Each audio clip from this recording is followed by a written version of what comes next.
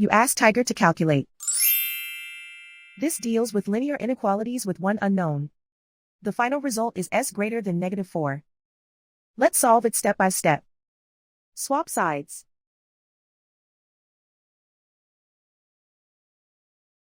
Group all constants on the right side of the inequality. Add 9 to both sides.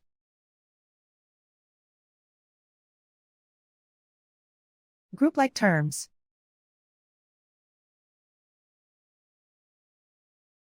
Simplify the arithmetic.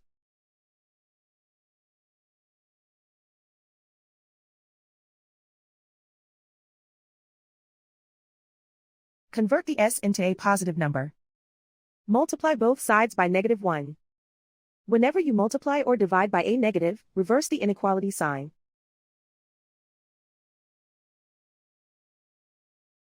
Remove the ones.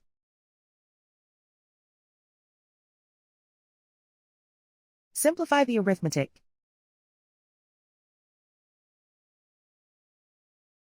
Plot the solution on a coordinate grid.